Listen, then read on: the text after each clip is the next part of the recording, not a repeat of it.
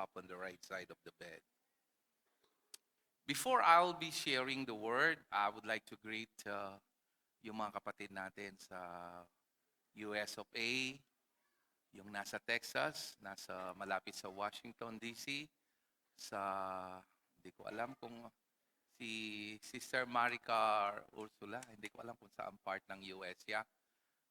And yung mga iba pa nating kapatid sa Canada, my family sa Toronto, and magandang umaga po sa mga taga New Zealand.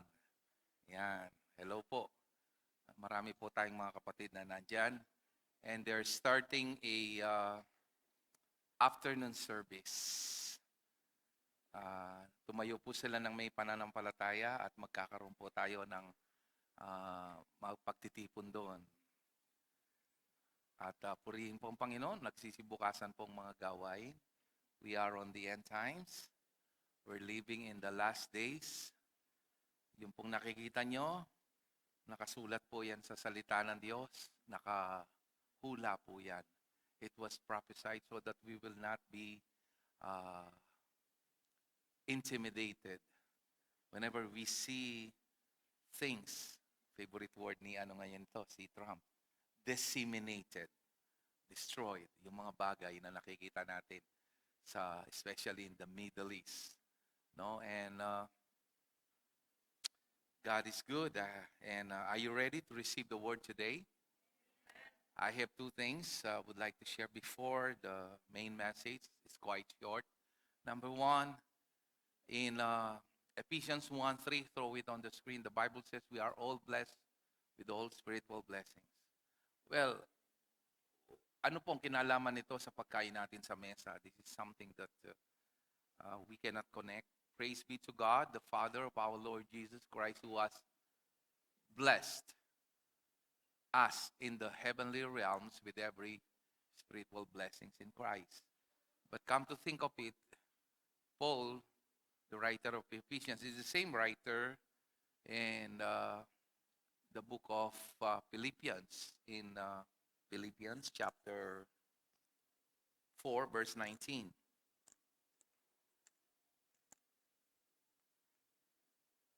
Look at this one. And my God, tingnan nyo, will meet all your what?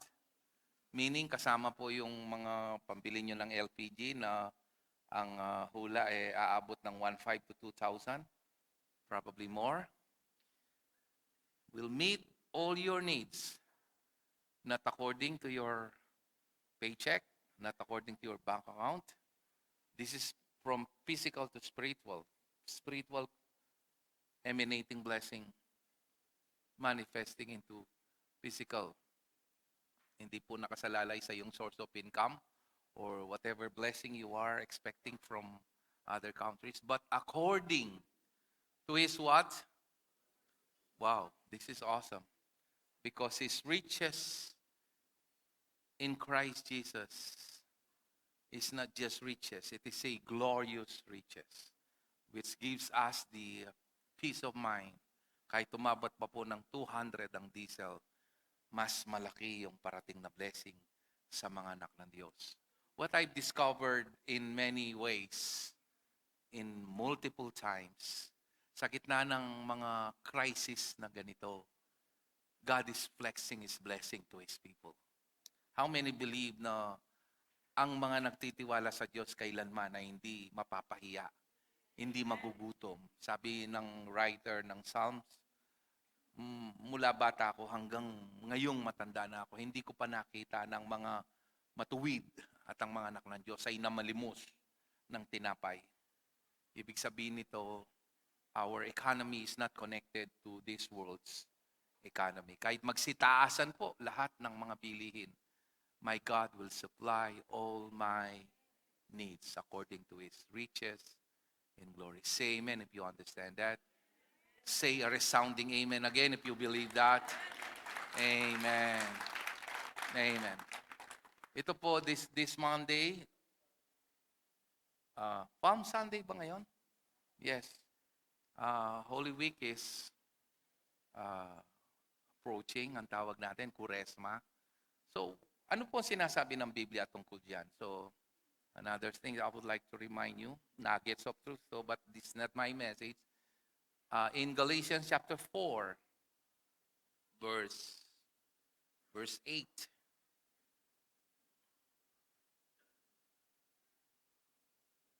Oh, 18, I'm sorry. It's probably 18. Sorry. Did I? Okay, I'm sorry. Uh, it's in Galatians chapter 4, verse, let me check, 9. But now that you know God, or rather are known by God, how is it that you are turning back to those weak and miserable principles? Do you wish to be enslaved by them all over again? Verse 10, you are observing special days and months and seasons and years. I fear for you that somehow I have wasted my efforts on you. Obviously, Paul is against celebrating special days, seasons, and just like today, no? It's something that we need to consider. We may join the Christian world in celebrating what Jesus did, but not in a way this world is doing it, like crucifying their body again, hurting themselves, and doing sacrifices. No, so we are not affected on what is going on with all their religious outside performance, having the form of godliness, Paul says, but they are denying the power thereof. Anong ibig sabihin nun? They have this form of godliness. They're praying. You can see as if they're sincere, but the Bible says they are sincerely wrong, but it has no power. Saan lang gagaling yung power? When we lean and rest and proclaim the finished work of Christ. You don't need to hurt yourself. You don't need to continue what Jesus did. You don't need to redo. You don't need to duplicate what Jesus did at the cross. Kind of insulting anyway. We cannot duplicate that anyways. But to just believe and simply rest on what Jesus did. So it's a simple reminder. Kahit pumasok po tayo sa Holy Week, hindi po tayo nagse-celebrate the way this world is doing it. Holy Week, the holy is the week, and after that, the time to become holy once again is being uh, set aside. But we 24/7, every minute, every second, holiness is not something we do, and holiness is not progressive. Won't you agree to that? It's something the Lord gave to us. So whenever somebody is teaching that holiness is progressive, you become holy, that's a lie. That's why when the Corinthians were confronted with all their scandalous attitude, ang tawag dyan sa Corinthians said, the scandalous church, Paul did not condemn them. Paul just reminded them, don't you know that you were washed, you were justified, you were sanctified in the Lord Jesus Christ. He's reminding them to go back. By the way, the Hebrew word for repentance is not asking forgiveness. Uh, it's a it's a it's a much more deeper word. Nang ibig sabihin teshuva. Nang ibig sabihin is to return, bumalik. From the verb shuva, ibig sabihin is to come back. Come back to your senses of who you are. Coming back to your default setting. Napakalayo, no? We and among many religion declares that repentance is asking forgiveness, being sorry of your sins. No. Repentance is to return to who you are, to what God declared and created in your inner being.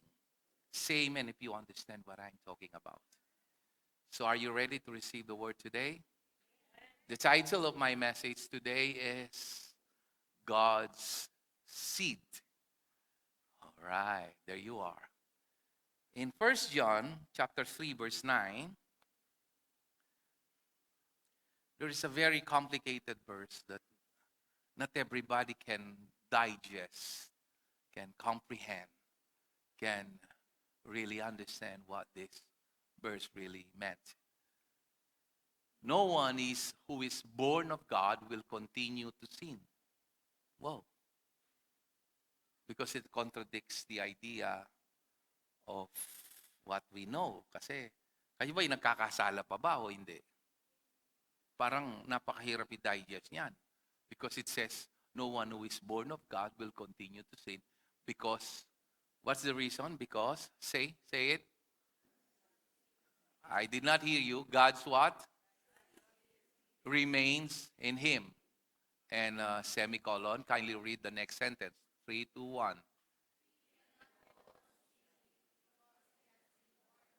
He cannot go on sinning because he has been born of God.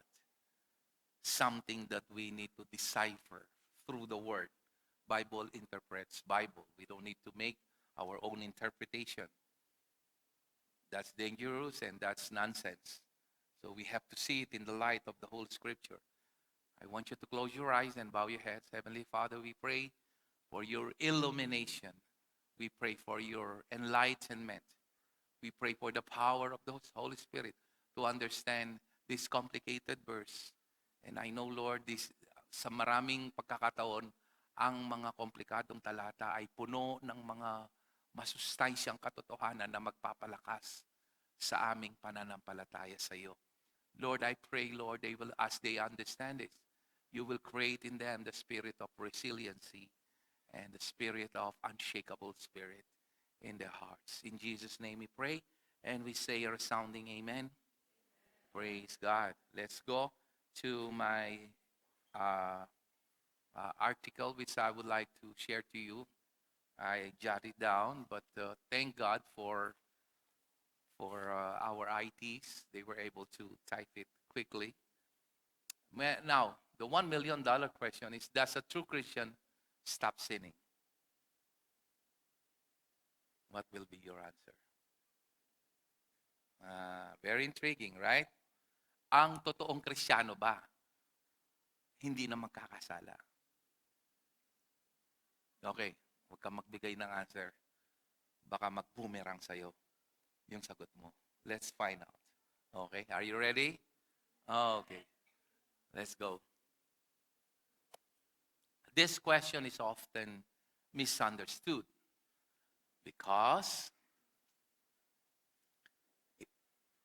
we define sin only by behavior. In other words, through our action. Okay? But the scripture defines sin much deeper, mas malalim than sa mga ating mga kilos. Sin, remember this is the key. Sin is rooted in, say the word. I did not hear you. Identity. John does not say that a believer never struggles. Nag-i-struggle naman tayo. Nag-i-struggle lahat tayo. He says that a believer, kababasa lang natin kanina, is born of what? Of God. That changes everything where you are saved by grace. You are not just forgiven. You became a what? Come on. Read it with me. You became a... Tingin sa screen, tapos read with comprehension para lahat tayo makinabang.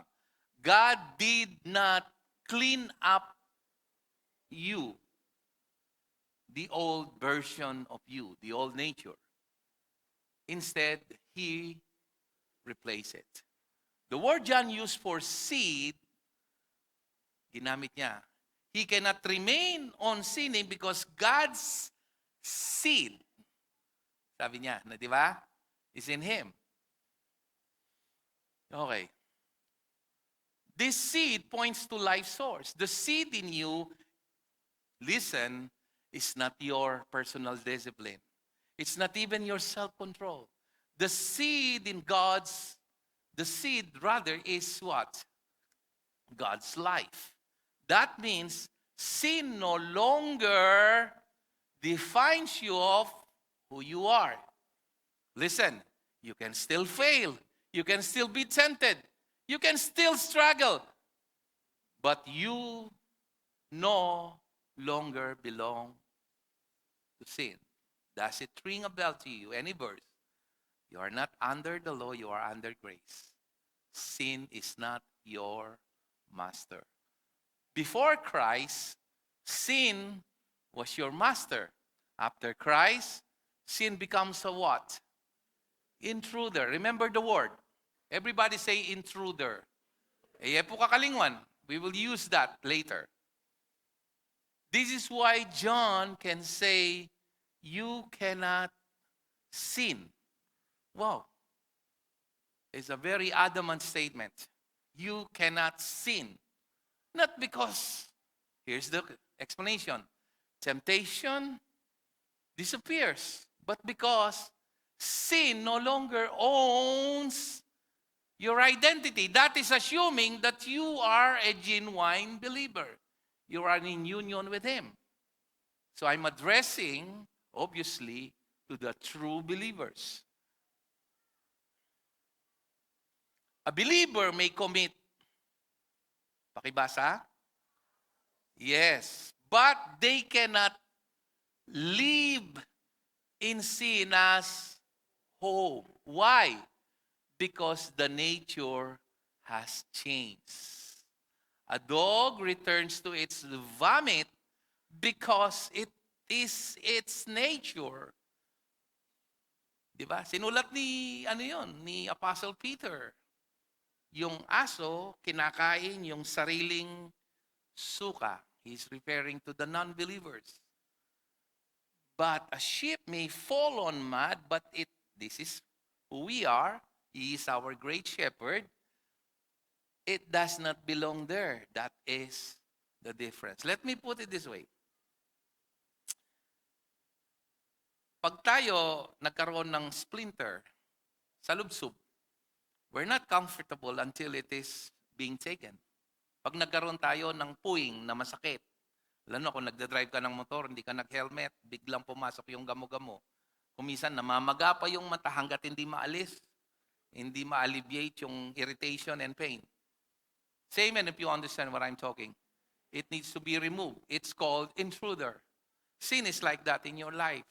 It's not something being part of you. It's not, sin is not, cannot share habitation with you. Okay? Next. This is also where the real struggle shows up. You are not a sinner trying to become what? Righteous. This is what many believers are doing. They are sinners through their action. They are righteous. Kaya maraming hipokrito sa loob ng church. Maraming mapagkunwari. It is their action that defines them. They are holy because nagnunubena sila. They are holy kasi nakasuot sila ng puti at mas malaki sa suot kong krus. They are holy because they're taking Holy Communion. They're holy because they're serving in the church. You cannot be holy than the other because holiness is not something progressive. Holiness is not even emanating from or being born through our actions. Holiness, listen, according to the Bible, is a gift. Say amen if you believe and understand that.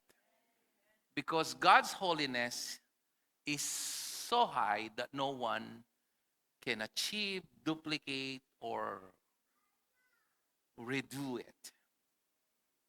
That's why He gave it for free. Free doesn't mean cheap, mumurahin. Free because it is priceless. And I always say this because it took the life and blood of Jesus for us to be holy. Say amen if you understand that.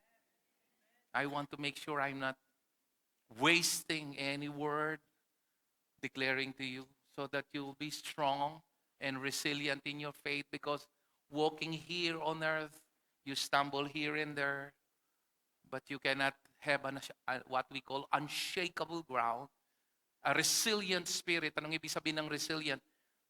Though the righteous fall 7 times, that's an expression of fullness or infinity, he will stand up again because he knows who he is, not on what he is doing. Great difference, big difference. Rather, you are righteous. Say, I am righteous. But sometimes we are all coming to this, struggling with the idea that you're still a sinner.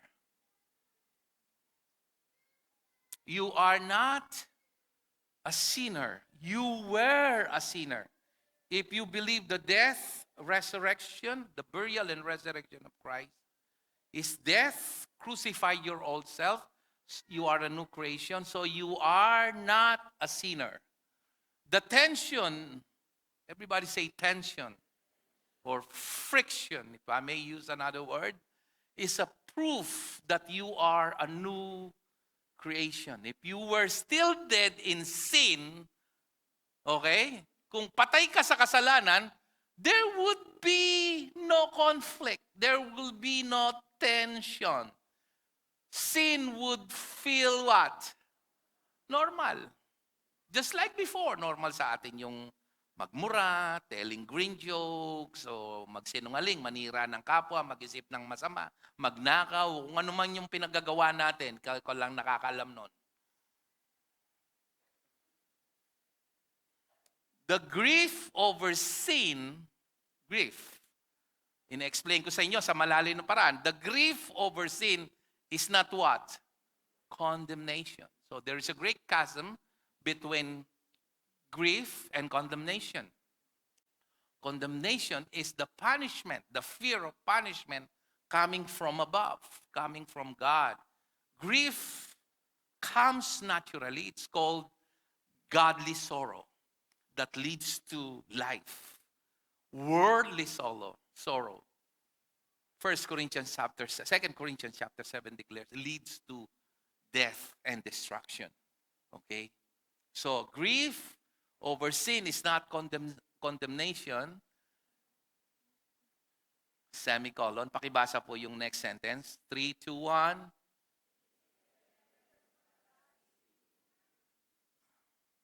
In you.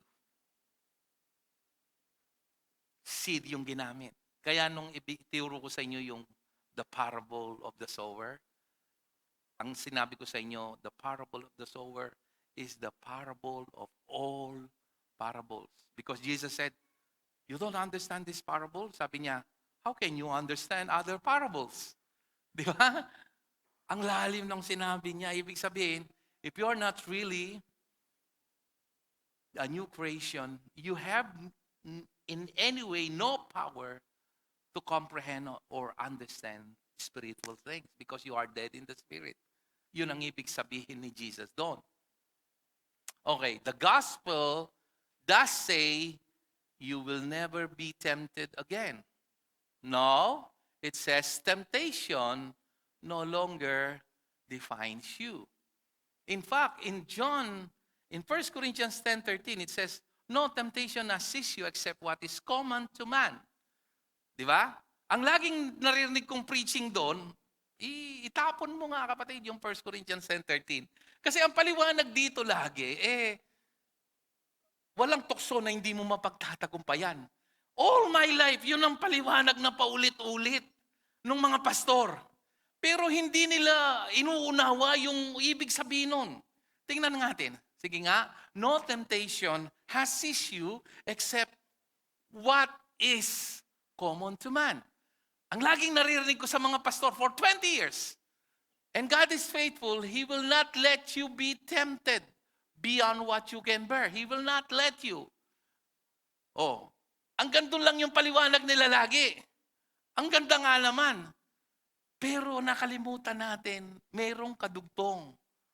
But when, pakibasa, you are tempted. Ibig sabihin, bumigay ka.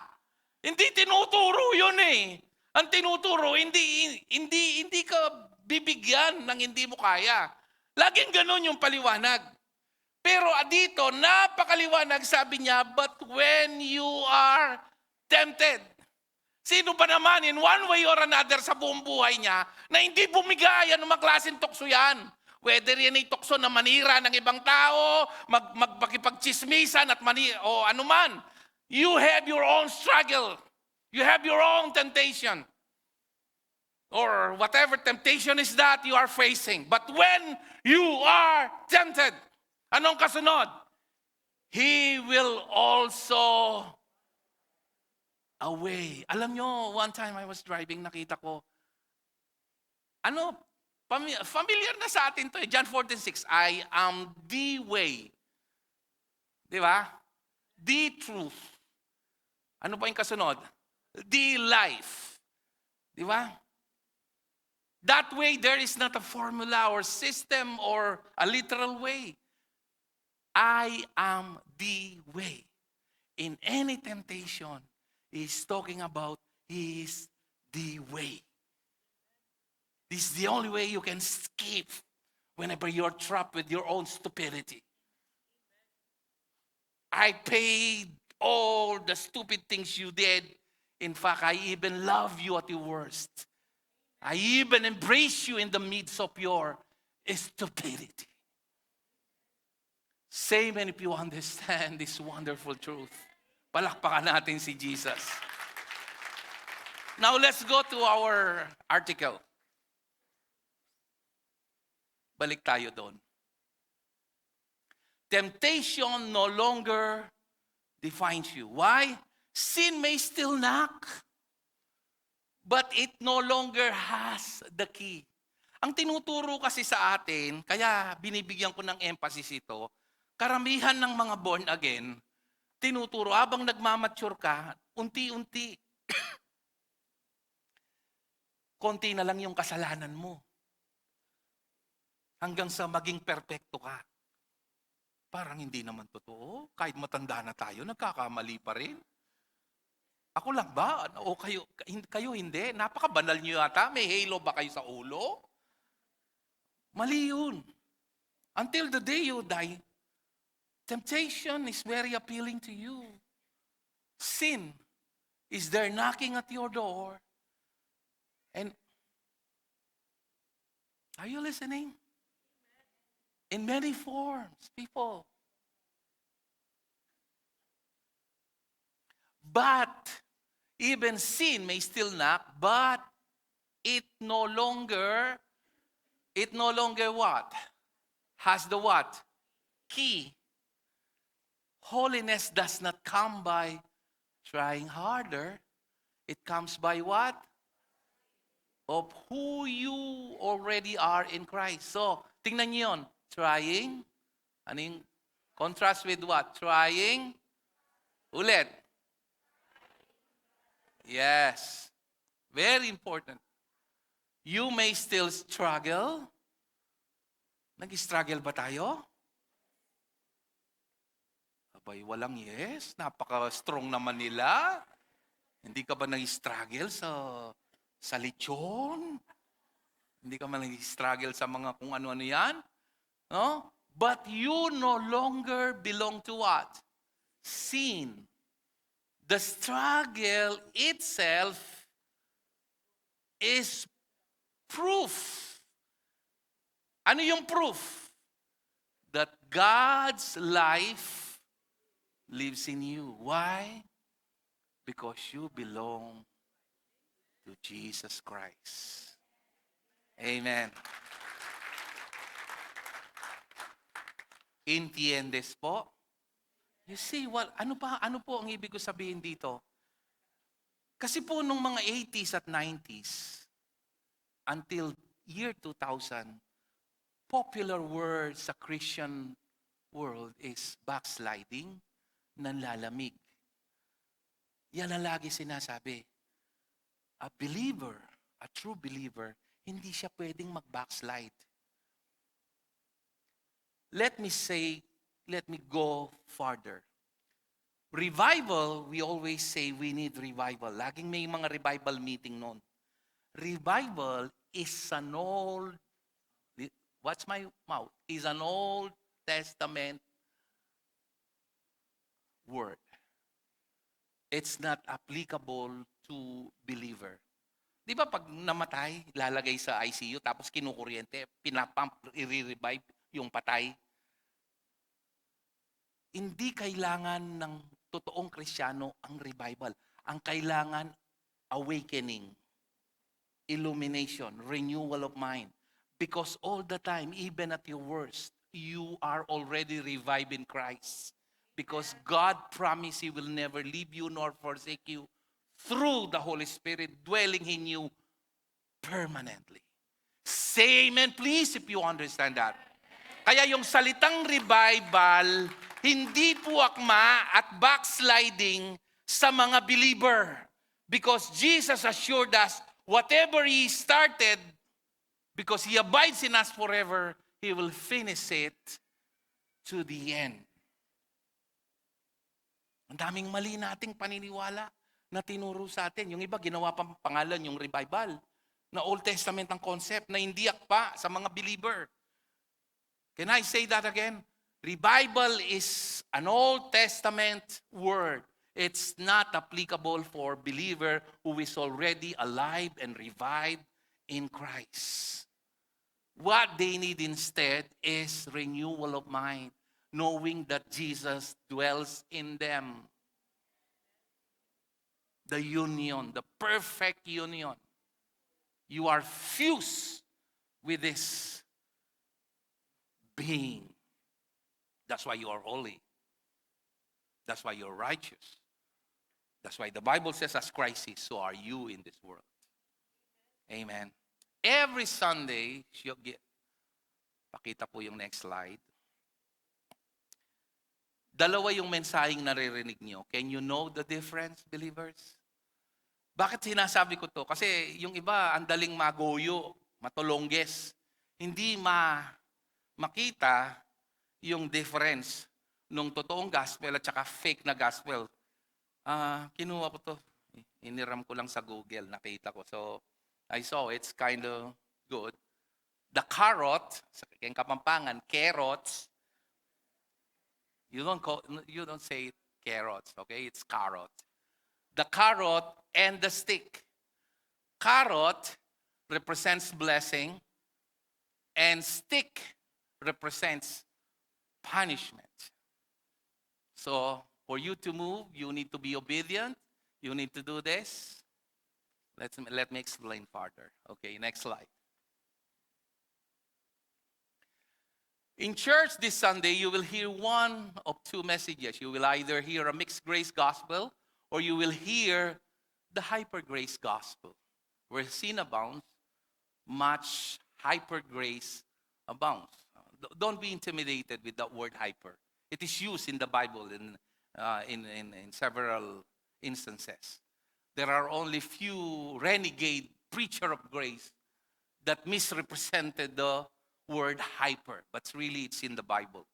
Okay? So wag ko yung mga iba, hindi po ginagamit yan, natatakot silang gumamit yan, but I assure you, as your pastor, ilang beses pong ginamit yung salitang hyper.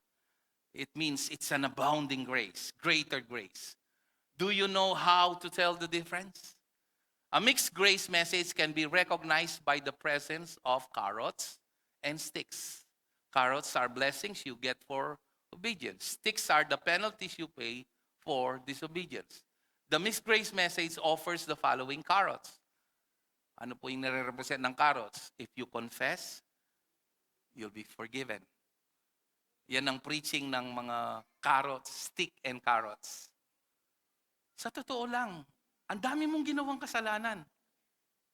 Pero hindi naman lahat nakukumpisal mo. So if you're totally relying sa confession, patay ka ngayon.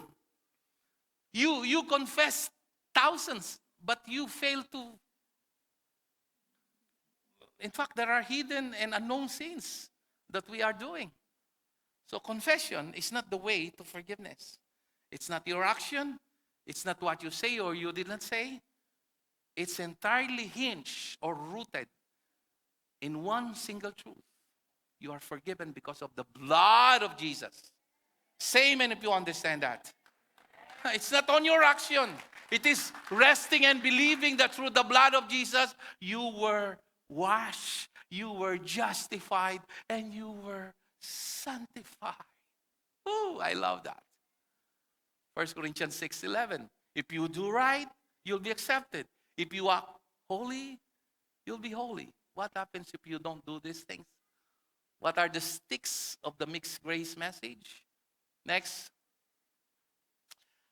Fail to perform according to prevailing codes of conduct, and you lose your forgiveness. You lose your fellowship. And if worse comes to worse, you may lose your salvation.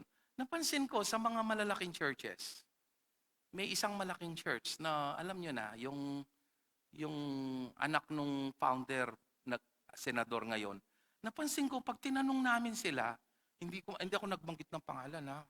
Baka magalit sila sa akin. Naku.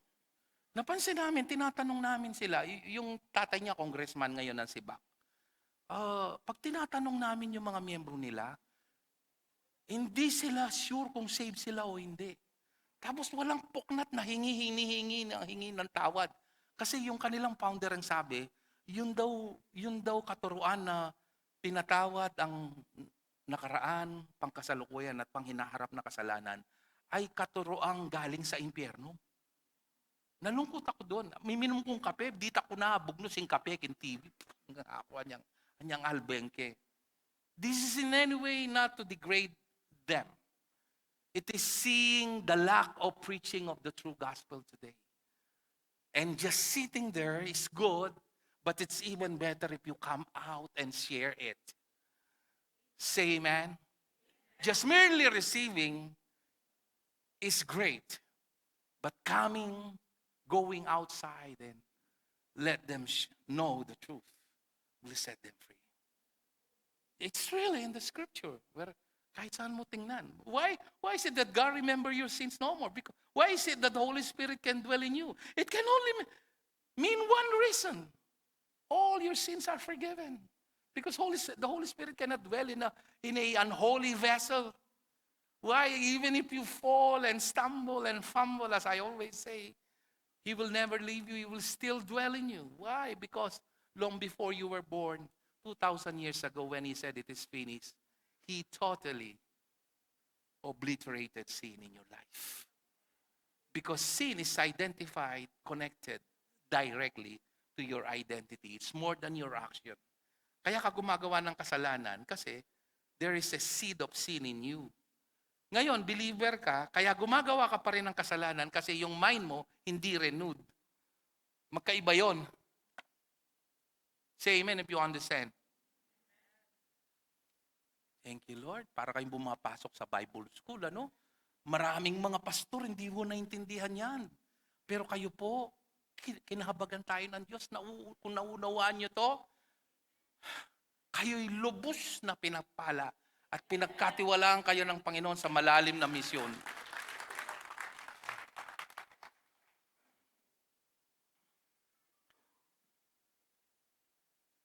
None of this sounds good news to me, yet tragically, this is the sort of message that millions of people hear every week. They don't hear about Jesus, they hear about the carrots and sticks.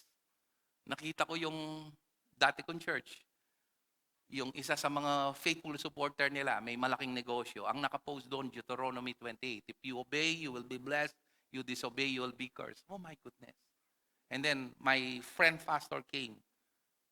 Wala. Nakatawa lang siya sa nakadikit na sticker because kahit siya, hindi niya naintindihan yun. They don't have any clue. Kung ako ang pastor doon, anong ginagawa ng sticker na yan? Mali yan. That is not for you. That is for the Jews. You are not as Gentile under the law in the first place anyway. But my friend pastor doesn't care. Why? Because he doesn't know. They don't have any clue of what is the true gospel. Ito po yung realidad na sinasabi ko sa inyo. Kaya ang sinasabi ko, dakila po ang makinig dito, pero higit na dakila ang lumabas kayo ngayong Biyernes Santo at Huwebes Santo at ihipahagi ang mga katotohanan na ginawa ni Kristo para sa kanila. Regarding the idea of confessing, repenting, and asking God for His forgiveness, I do not want you to live thinking these have no place in the life of this new creation, you, because they do indeed. However, probably not as you think. Lagi ko sinasabi to, confession is agreeing with God. The Greek word for confession is homologeo, speaking the same word.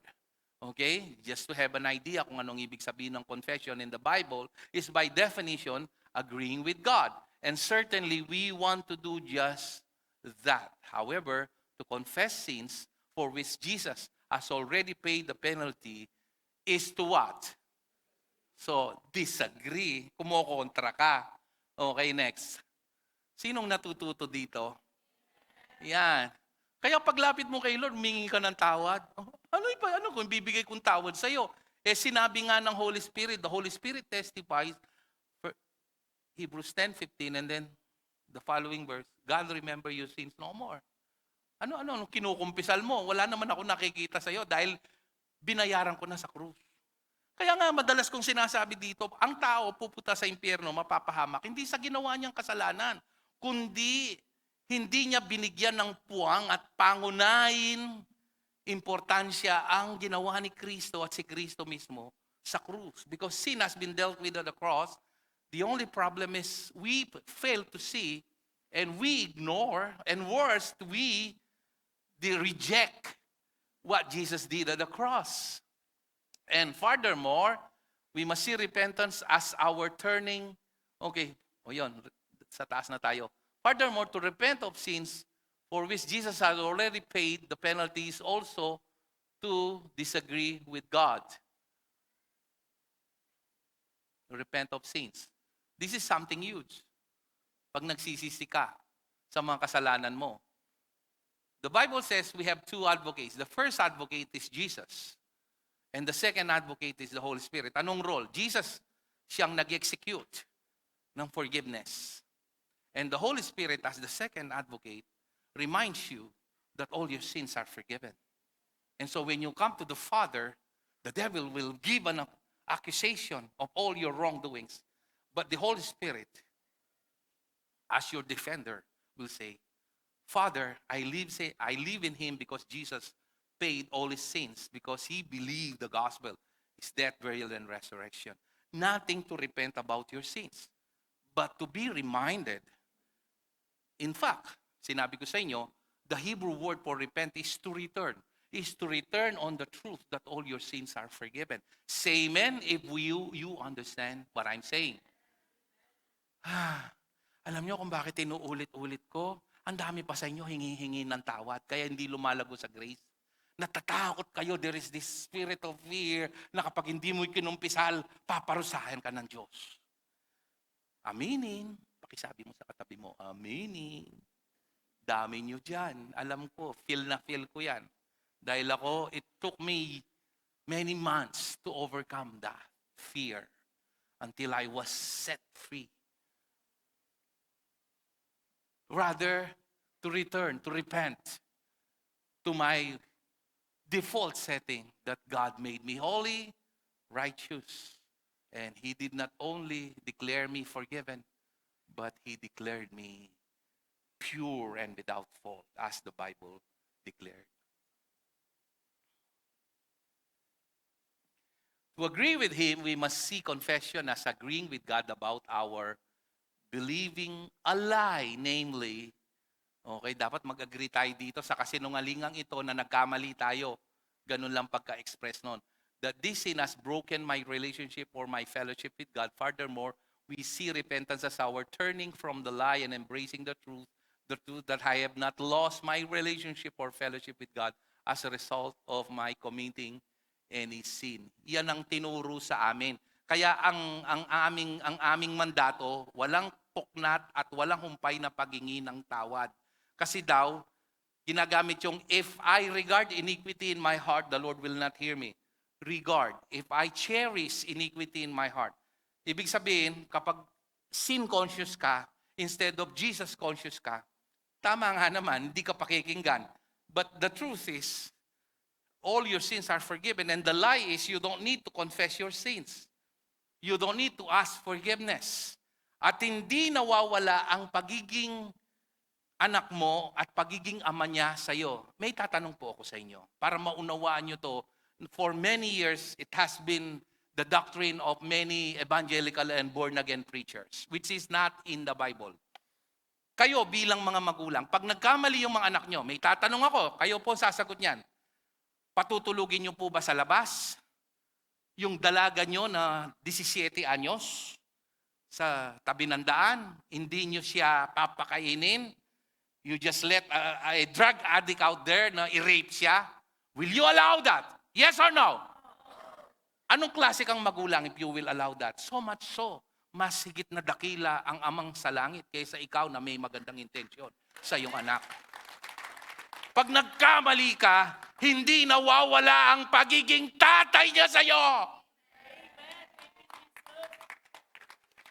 And yet we believe that lie. Kaya nga ang mandato namin noon, kaming mga pastor, patawaran mo ko, Ginoo. Patawaran mo ko, Ginoo. Patawaran mo ko, Ginoo. Bala mo, Rosario. Ulit-ulit. Wari kay Rosario, Ginoo, pakaluluan mo kami. May pakalulu na, 2,000 years ago. Yan na, mga pampanga na ako. Sorry po sa mga nakikinig online.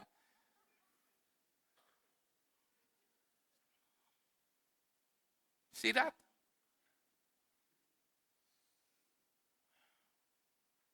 Finally, we must see forgiveness not as something for which we must ask or beg, but something that is already ours. Okay, in closing, tetelestai. Pag nagkasala ko, how will I deal with that sin? Because my Bible says, it's not through my confession, it's not through my regrets. Kahit makinig ka sa akin, kahit isang tabo pa ng luha ang pumatak sa mata mo, forgiveness cannot be obtained by your sincerest cry. It only comes when you stand and believe that by the blood of Jesus, all your sins are forgiven. Anong gusto kong ma-achieve sa message na to? Madadapa ka, magkakamali ka, matutokso ka. Pero hindi ka titigil na maglilingkod, magpupuri, dadalo, at magbabahagi sa Panginoon. Kasi hindi na ito ang buhay mo. Ang pagkakamali mo ay hindi ang kabuuan ng kwento mo sa buhay. Ang pagkadapa mo, yan ay hindi ang tunay na ikaw. Ikaw ay ikaw sa biyaya ng Diyos. Ikaw ay ikaw dahil kay Kristo at kung anong ginawa ni Kristo sa iyo. You understand this? Ano man ang bagyong pagdaanan mo, hindi ka matitinag. Kasi nakaangkla ka sa bato. Diba? Dalawa ang ginamit ni Jesus, and I will close with this.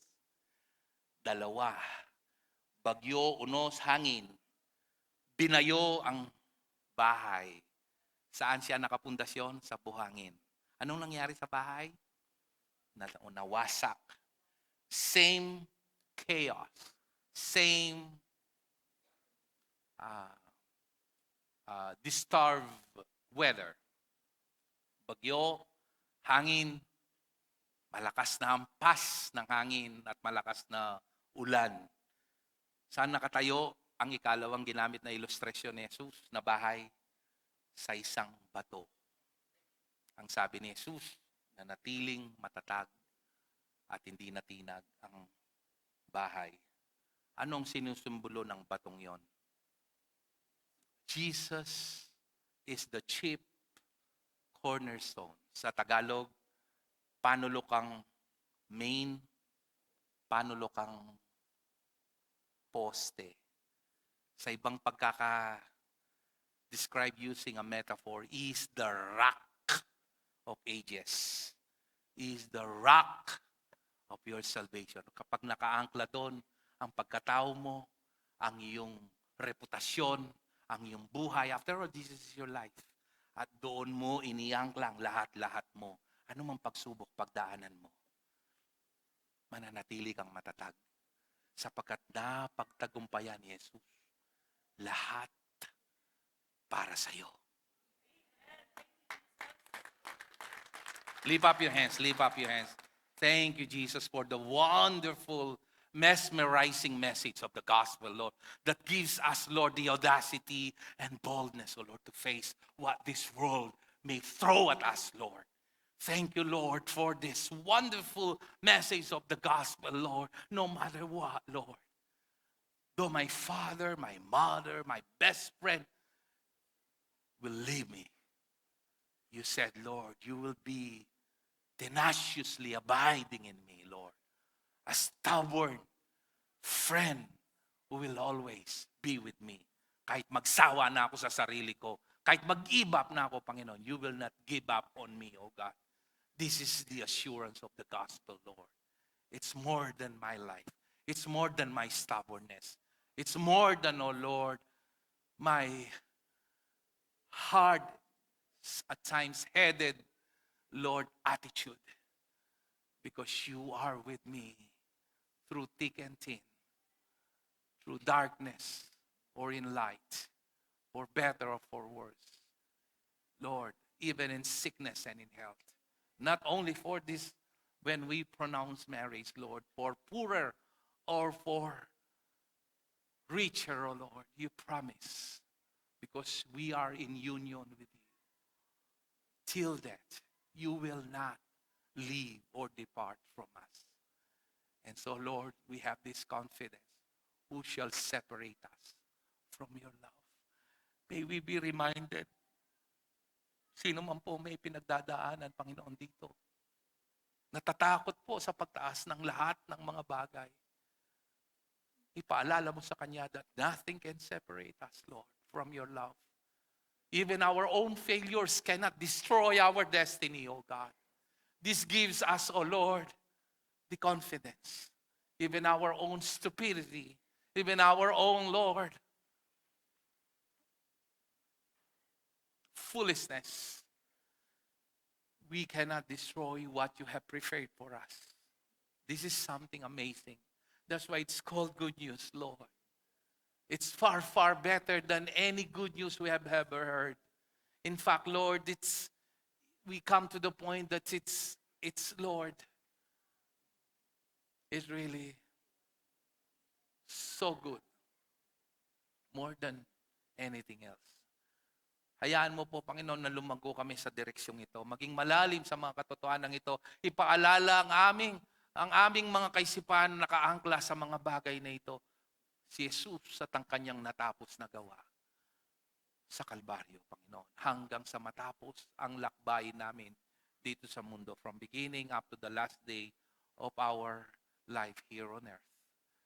Ikaw ang pupurihin at sasambahin. Ito po ang aming dalangin sa pangalan po ng aming Panginoong Hesus. At ang lahat ay magsabi ng Amen. Nanda ko po, tatakot ko po kanyan hanggang mira sa duwandalan ng diesel? Yes or no? Tatakot ko po hanggang mga tasnganing hanggang panyaluan? Tatakot kayo hanggang mga patadta kuryente? No. God is with us. That's more than enough. Amen. Hallelujah.